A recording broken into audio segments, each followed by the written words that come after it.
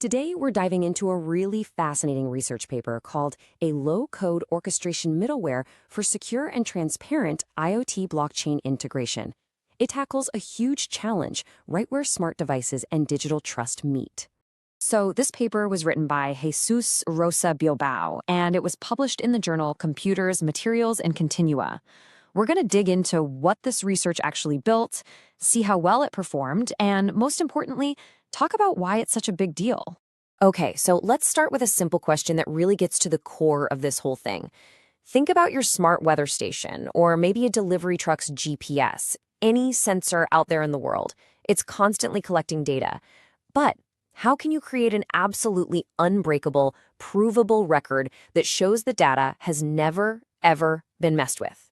And that question is the perfect lead-in to our first section, really getting to grips with what we call the data trust problem, especially in the world of the Internet of Things, or IoT.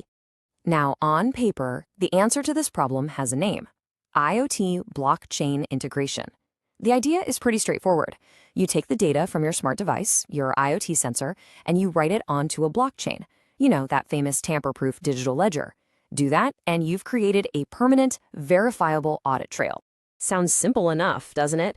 But, in practice, getting these two very different technologies to play nice with each other, to talk securely and efficiently, it's a real headache. See, blockchains can't just reach out into the real world and grab data. Something has to act as a bridge.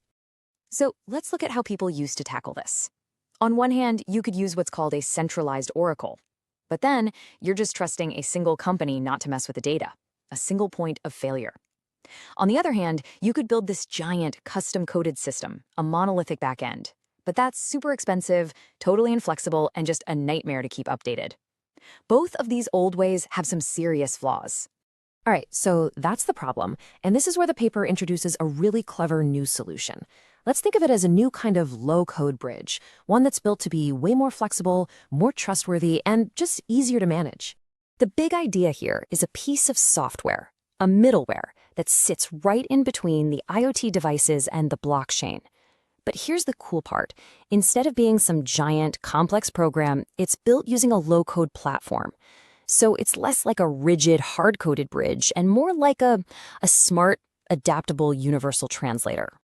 And this really breaks down the crucial difference. See, using a third-party oracle, that's kind of like hiring a messenger and just hoping they don't change the message along the way.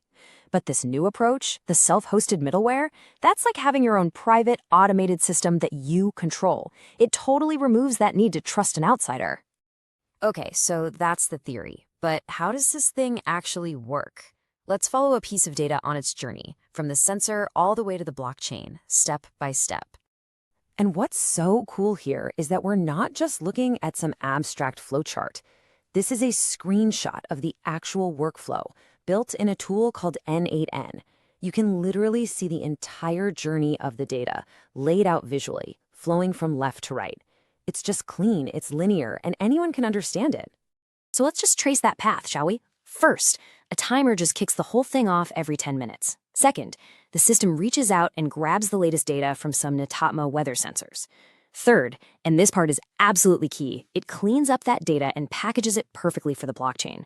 Fourth, it cryptographically signs that package on its own machine, which proves it's authentic, and then shoots it over to the Alastria blockchain. And finally, it gets a receipt back and logs it, confirming the data is safe and sound on the ledger. Okay, so it looks great on paper, but does it actually hold up in the real world? Well, the researchers put it to the test. They deployed it for 2 weeks, just constantly feeding sensor data to the blockchain. Let's see what the numbers say. First big result, speed. The average time it took from the moment the sensor data was pulled to the moment it was confirmed on the blockchain was just 37.4 seconds. That's the whole trip, end to end. And this chart right here, this shows just how stable that speed is. You can see the latency, that's the delay, stays in this really tight, predictable range, over hundreds and hundreds of transactions. What the paper points out is that most of that time is actually just the blockchain doing its confirmation thing. The middleware part itself, it's lightning fast. But what about the cost to actually run this thing? On a blockchain, every operation has a cost, which they call gas. Now, the very first time a sensor sends data, it costs a bit more to set everything up. But check this out. After that, the cost for every single update drops by over 58%. That proves the system is incredibly efficient for long-term continuous use. And finally, the big one, reliability. Over that whole 2-week test with data flying every 10 minutes, what percentage of those transactions failed? The answer? 0. A perfect 100% success rate. Every single data point made it securely to the blockchain. So when you put it all together, it's fast, it's efficient, it's reliable. Let's wrap this up by looking at why this new approach really truly matters. Remember those big questions the paper started with? Well, the results give us some pretty clear answers.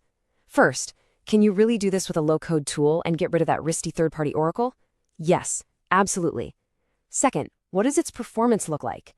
Well, it's stable, has a predictable speed of about 37 seconds, and it's cheap to run. And third, how does it stack up against the old ways? It's way more flexible than a custom-built system and far more trustworthy than a centralized one. And really, this quote from the paper just nails it. It says this approach improves modularity and reconfigurability while reducing trust concentration. In plain English, it's easier to change and adapt, and at the same time, you don't have to put all your trust in one single place. You really get the best of both worlds.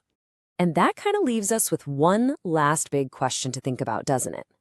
This research used a simple, transparent, visual tool to solve a really complex problem in cryptography. So you have to wonder, what other huge problems in supply chains, in scientific research, in finance could be transformed if we just swapped out these opaque, complicated systems for tools that are easier for everyone to build, to audit, and ultimately to trust? So if you want to get into all the nitty-gritty details, everything we talked about today came directly from this source. It's a fantastic look at how some fresh thinking can solve a really tough problem in a super practical and elegant way. Thanks for tuning in.